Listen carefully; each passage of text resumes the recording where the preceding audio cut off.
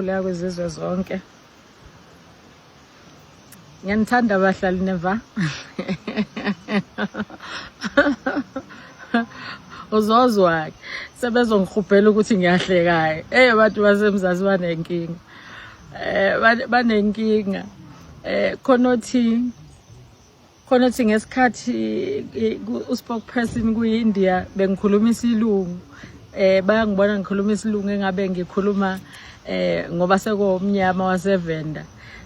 Sengithi akakhulume owakabuyele kube bafethu, you are failing to understand into ezilula. Kodwa phela ngithi khona no grade R, no grade 1, no grade 12 namanyuvesi akhona la zona lezi zimo ukuthi khona phela nama slow learner ukuze neclass mali igejagejile okubili okuthatha uphinde ucatch up yabona konakele lutho.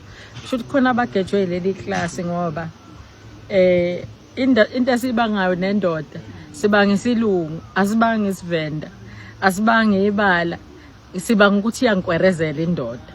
Manje angazi ukuthi sifika kanjani lapho esengicwasa ngobuhlanga khona ngoba inkinga yami abantu bafuna ngikhuluma ulimi lokuhamba khona bezolokhu bengitshela ukuthi ngigeje lokho okufunwayo khona ayizogeja abahlali.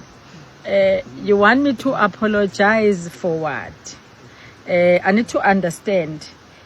Ngoba ningi mbone khona lapha ngithi mina ngiyaboniseka nami ngiphinde ngibonise njoba iminingi nje imbono okunye sikubhekayo ukuthi is it the tone that is an issue, even if the tone was justifiable, but at the end of the day tone was disrespectful, even if it was justified.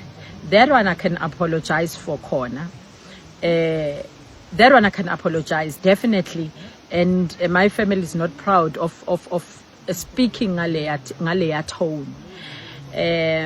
As for ukuthi ngithe kwere explain that ukuthi kaZulu ingane zami kugogwazo eyikhuluma isingisi kugogwazo amakwere ingane zami ezabesuthu ngizala besuthu ke mina ezami ingane ezase Free State ngishadele Free State ngoba khona nabafuna ukwazi ukuthi kwenzakaleni.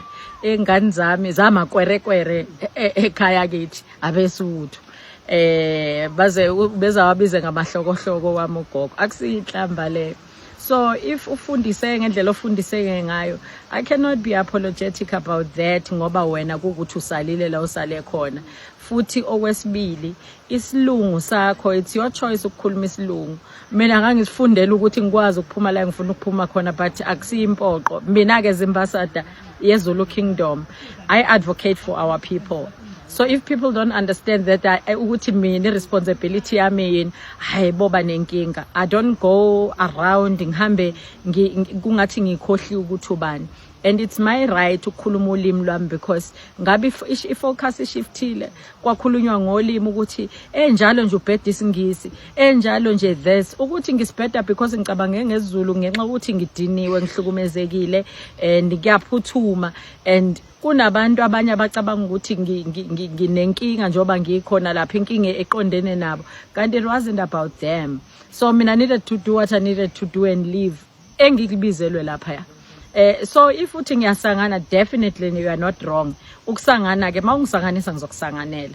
Uma futhi ungidisrespect just like that man, he was disrespectful. Ukuthi nifuna ukuba relevant emaphoyiseni nina noma nifuna ukwenza njengalaba sebeqalile bethi bathi bayahlela lapho yokusho abantu beMK, the very same people ucele besaw national organizer weMK party lapha neofficeini lasePoint.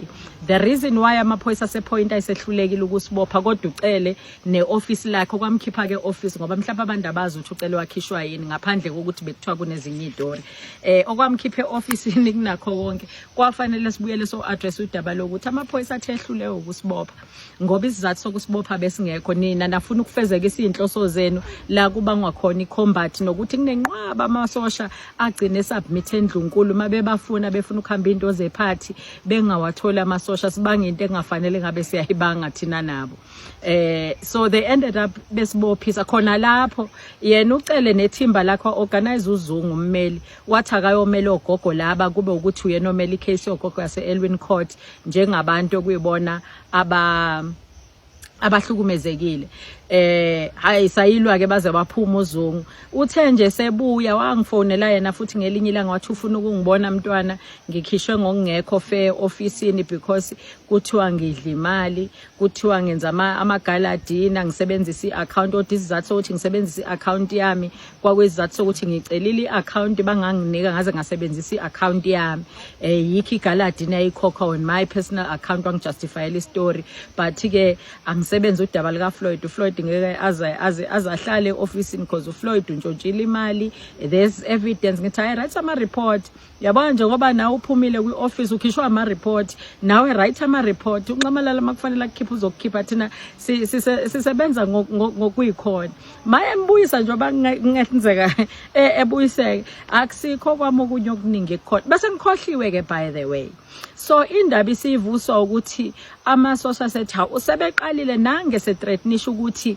there's something that amaphoyisa are cooking and this time labantu amasosha ekhanjwa nazo boshwa ngisho abameli ngeke benze lutho ngeke baze bapaquze ngisho ukupaquza and kwalowo mntwana khona they will deal with yena lapho usho isibhamu udlula naso usivezile akawuvalile uzipho fanele wadlula siyawuvala uzipho azazi ke noma sisemthethweni noma sikhemthethweni bayazana bona ngokunjalo nomama obebhizi ethukana namasosha laphana ethreatnisha kahle ukuba siwumfazi njengami umama loya bekufanele ngabe ngimvulela icase from all the evidence eshuthiwe lapha enye into nalento ebisikhukhwa ke yibo laphana nale information ebebedila nawo nokuthi bazohlangana kanjani ba organizer nezinkabi khona laphana nama private security abanye behle bayaspire following us doing that and bafowethu abantu baba personal we are doing umsebenzi wethu uma usuwonile kulula kabi ukuthi uthi uyaxolisa la uwone khona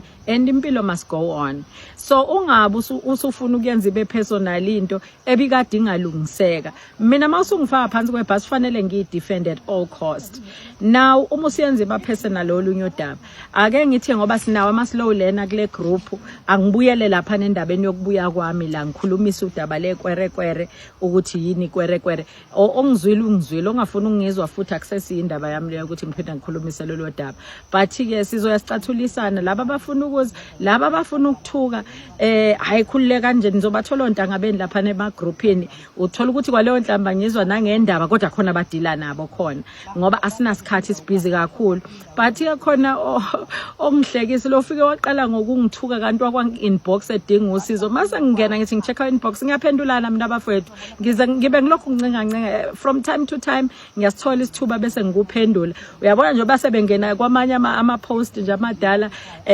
angazi noma bathi bayangilaya noma bathi benzani mabengena laphana they are funny they are very funny and uyabuka ukuthi njobe share kangaka nje lama post egijima ko 67K esami status alone eshare kangaka lapha sesuke sekhona ngisena control sekwabantu abanye sebene control khona so mawucabanga ukuthi uza kwesami status uzothuka kumina la ngikwazi ukubona khona hey ngibusy man yazi ngibusy but ke ukudlula kahle I'm busy with abantu bamanye ama provinces and we understand each other so if there are those abafila ukuthi bona because abasela impompo banjani hayi shuthi mina ke kushuthi sinenkinga nanezingane zami ke lezi ezalwa isiso sami including yona lengithishiswa amaphoyisa ngoba kushuthi ikwerekwere la livela khona nobani ikwerekwere la livela khona so abantu ke bengifuna ukusho lokho ukuthi kanti abantu bangaka eSouth Africa I'm surprised pho abantu bahlukunyezwa yini endaweni zabo koze kuqale phansi kugijime thina sosiza bona endaweni zabo